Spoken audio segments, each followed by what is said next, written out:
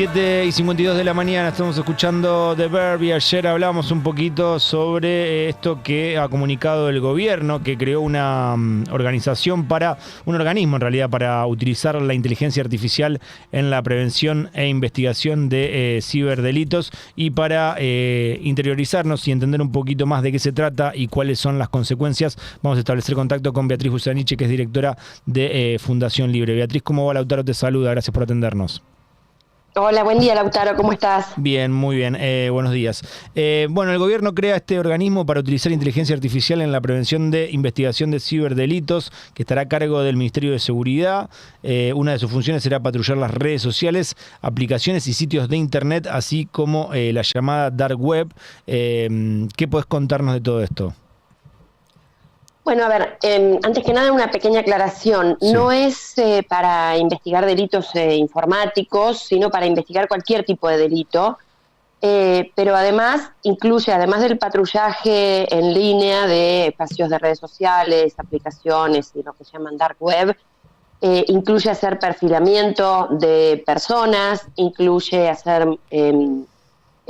monitoreo y prevención de delito, pretenden hacer prevención de delitos con inteligencia artificial, es decir, hay toda una serie de cuestiones en esta resolución que se publicó el viernes pasado en el Boletín Oficial que son muy complejas. En primer lugar, hay que decir que hacer inteligencia sobre la población, porque esto es hacer inteligencia, por más que lo disfracen de inteligencia artificial, esto no es el uso de la inteligencia artificial para cualquier cosa, es el uso de tecnologías de aprendizaje automático, de recolección y procesamiento de grandes volúmenes de datos para hacer inteligencia sobre las personas. Uh-huh. Perdón, esto está estrictamente prohibido en Argentina. La ley de inteligencia vigente establece que no se puede hacer inteligencia sobre la ciudadanía por ninguna razón, ni por razones de afiliación política, ni por razones de pertenencia a grupos sindicales, a movimientos sociales. Eso está taxativamente prohibido en la ley de inteligencia. Y por más que la ministra Bullrich disfrace esto de ciberpatrullaje y pretendan homologarlo al patrullaje que hacen las policías en el territorio, esto no tiene nada que ver con eso. Esto es simplemente inteligencia sobre las personas.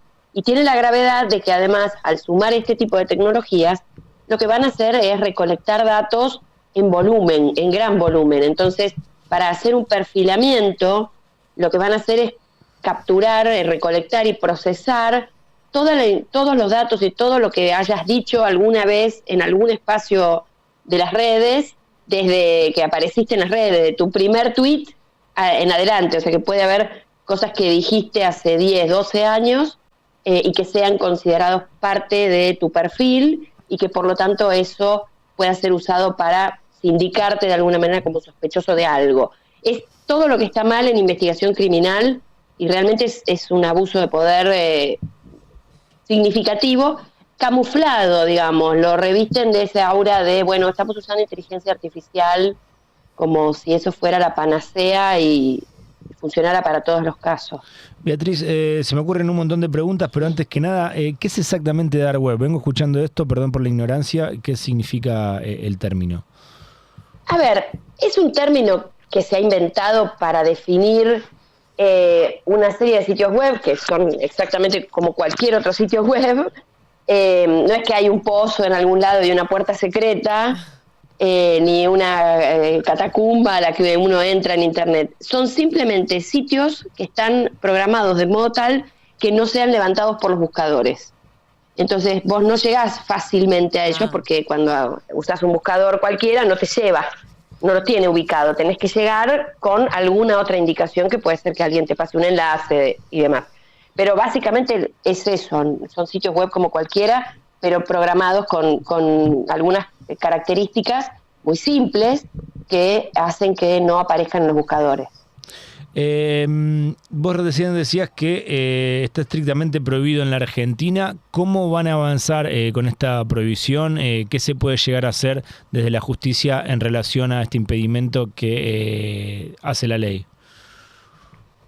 Mira, nosotros junto con organizaciones colegas con las que trabajamos habitualmente en forma conjunta, estamos trabajando en este momento en algún recurso judicial para para avanzar. Yo no soy la abogada del equipo, o sea que no tengo la estrategia fina de cuál va a ser la estrategia, pero sin lugar a dudas esto es materia judicializable.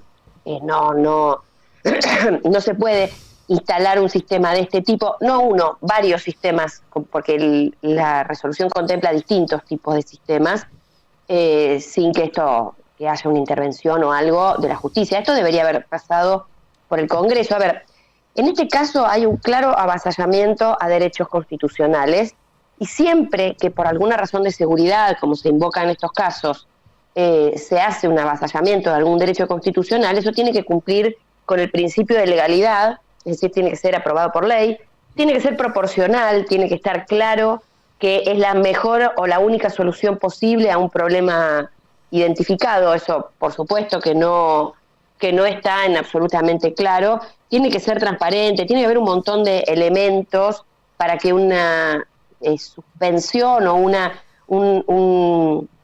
un ataque como es el de este tipo a derechos fundamentales se pueda dar por legítimo. En este caso, a ver, yo lo que quisiera que se entienda es que esto no son tecnologías inocuas.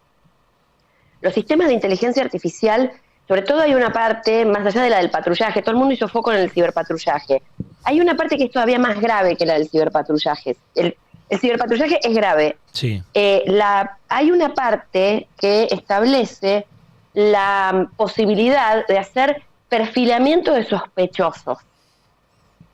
Esto, por ejemplo, supone que se va a entrenar un sistema de aprendizaje automatizado, de aprendizaje automático, con perfiles históricos de sospechosos de distintos tipos de delitos, y se va a soltar esta tecnología que busque gente similar en las redes para hacer perfilamiento de sospechosos.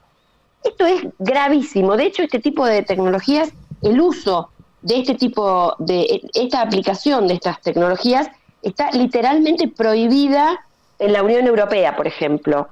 Cuando la Unión Europea legisla las distintas implementaciones de inteligencia artificial, hace una pirámide de riesgos. En esa pirámide de riesgos, el vértice, la punta de la pirámide, es lo que el legislador en Europa define como el riesgo inaceptable. El riesgo inaceptable supone la prohibición directa de ese tipo de aplicaciones. Bueno, ese tipo de perfilamiento de personas con mecanismos de aprendizaje automático está catalogada como de riesgo inaceptable en la Unión Europea. ¿Por qué? Porque estos sistemas identifican patrones que no son necesariamente los patrones que hacen a un perfil delincuencial, por ejemplo. Vos podés, por ejemplo, darle ciertos perfiles al sistema, darle el prontuario de todos los delincuentes que alguna vez la justicia argentina detuvo, para que encuentre patrones para salir a futuro a buscar a aquellos que tienen esos mismos patrones. Entonces vos, por ejemplo, el sistema puede decir, bueno, la mayoría, estadísticamente, la mayoría de las personas que alguna vez han sido detenidas por cometer un delito en Argentina pertenecen a determinado grupo social, o tienen determinado color de piel, o tienen determinados rasgos faciales, o tienen remeras de escote en B. Y entonces, digo, lo de remeras de escote en B lo digo porque es exactamente así, como encuentra algo que es recurrente en la información con la que fue entrenada y lo detecta como un patrón, sin que haya posibilidad de interpelar al sistema de por qué eso es un patrón. De hecho, encuentran muchas veces patrones, esa es la virtud que tienen estas tecnologías, que muchas veces encuentran patrones de cosas que el humano no ha visto, pero eso sirve para cosas como, qué sé yo, por ejemplo, detección temprana de cáncer de mama, que identifican ciertos patrones en mamografías que el humano no ha visto, ese tipo de cosas. Pero para identificar y hacer profiling de personas es gravísimo, porque si el sistema dice, bueno, todos los que tienen tez más o menos oscura y visten con una remera de escote en B, o tienen un tatuaje de este tipo en la oreja izquierda, van a entrar a la base de datos de sospechosos. Beatriz, una más. ¿Haces algún linkeo directo con los fondos reservados de la AFI y con la presencia de tuiteros seguidores de Javier Milei, que trabajan inclusive algunos desde Casa Rosada, presentes en las nuevas asignaciones, en el acto de nuevas asignaciones? ¿Haces alguna conexión entre estos dos temas? Y si no haces una conexión, ¿qué pensás de ese tema también? A ver, yo creo que hay una doble conexión. Por un lado es ideológica, hay una misma matriz ideológica detrás. Uh-huh. Eso no hay ninguna duda.